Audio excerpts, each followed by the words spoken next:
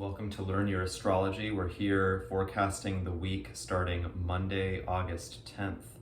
And we're here this week. We're having a couple of major events that show us a picture of the dynamic between two kinds of change, gradual change and sudden change. And we have some key players here of Pluto, profound transformation. Mars, the pioneer, who's when blocked becomes the warrior. And we have Uranus, the wild card and the electric freedom fighter and liberator. So there's a lot of fighting energy and desire and libido. It's one big festering bowl of libido and creative energy and discoveries of primal reserves of strength and power and resiliency. So here we are. This week we have Mars squaring Pluto. Now this is going to be the first squares of Mars to Pluto, the first of 3 squares throughout the rest of this year. Mars will square Pluto this week, then it will go retrograde and form a retrograde square to Pluto. Remember, when a planet goes retrograde, that means it appears to be going backwards. When a planet goes retrograde, that means we review everything that that planet represents. So Mars, we have drive, we have urgency, we have pioneering, we have basically with Mars, the question is how to move forward. How are we moving forward? So it's also the sexual drive. So Mars squaring Pluto, that means it's an angle of tension, it's an angle of challenge and an angle of manifestation.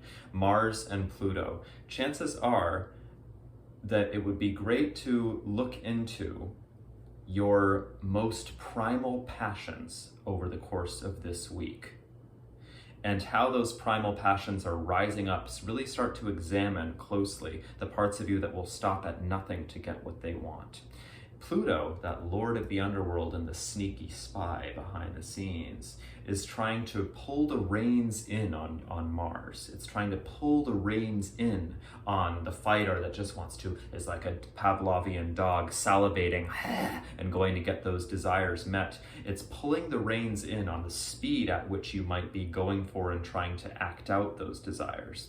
And Pluto pulling those reins in also paradoxically, by contrast, means that those desires are probably brought into sharper and more intense focus at the same time. So if you feel yourself right now hyper libidinal, right? Lustful or angry or obsessive, if you find yourself just festering and not being able to let things go, right? And insatiable, greedy appetites, the important thing is to be able to dwell in that and inhabit it fully, inhabit those energies and textures fully, but consciously, so that you're not hurting or harming anybody else around you.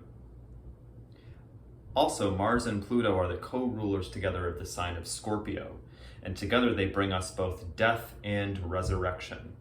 A lot of times people talk about death, but forget about the other component, which is rebirth, resurrection. And this week we really get an opportunity to see how the subtle but profound transformations of Pluto, and especially Mars squaring Pluto, brings us the notion of the phoenix rising out of the ashes. It's an excellent time to ask yourself, what in my life is as a phoenix rising from the ashes? And asking this question also without neglecting or skipping over any grieving processes that are necessary in your life right now. So in addition to Mars squaring Pluto, we also have Uranus, the wild card, the liberator, the freedom fighter, stationing retrograde, going inward. Remember, when a planet goes retrograde, that's the opportunity to review everything that that planet represents. So Uranus, hopes, dreams, innovation, liberation. Liberation from what? Liberation from limited boxes of the past that we've outgrown. And the key is to have these planets working together instead of on their own independent agendas. So in our own lives and in other people's lives, it's really important right now to ask, how am I busting out of boxes that have become too small for me? How are my hopes and dreams demanding shifts in perception or demanding an alternate route toward their manifestation? Are they asking me to take an alternate route? How can I be more innovative in my approaches to manifesting my values? How do innovative solutions to everything, outside the box solutions that are not completed by linear thinking or by the rational mind, how do these innovative solutions just strike me like electricity? and I can really feel them in the moment, right? These are the kinds of questions we're asking with Uranus retrograde. And so Uranus brings sudden changes. So staying grounded, staying on axis, reflecting on the opportunity to respond and not only react is a very important thing. It's about responding. Responding is really touching in, sensing, feeling, and then responding, right? Whereas reacting is knee-jerk. It's a reflex. Sometimes reflexes can be important for survival, as with Mars. Mars sometimes is that reflex, but sometimes reactivity can actually inhibit what is more to life than survival, and sometimes reactivity can inhibit survival itself. So, reflecting on being able to respond and not only to react, staying on axis, because Uranus brings a lot of volatility, a lot of instability, and a lot of shakiness and sudden change and nervous energy. So there will be brainstorming. Let that brain storm. Let that whole body storm.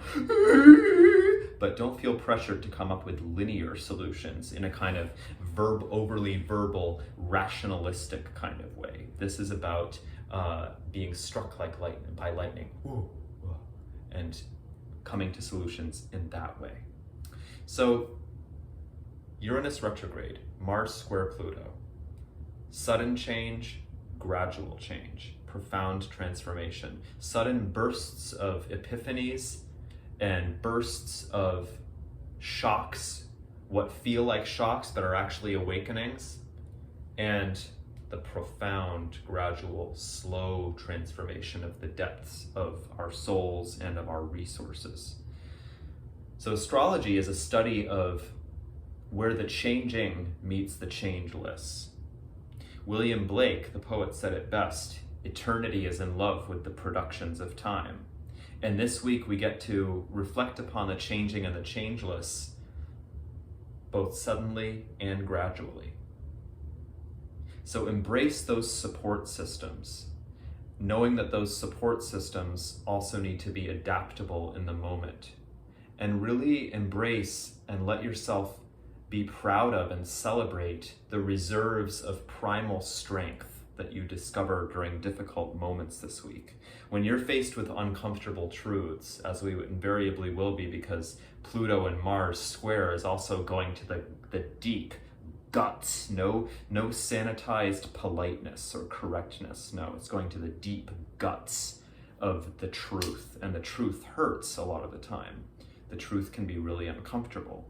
So in those moments, though, we will also discover the most primal reserves of strength and energy and resiliency.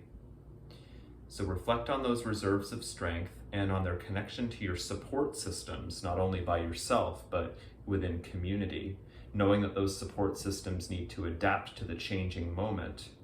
And also keep in mind that flexibility of response is key. Have a great week.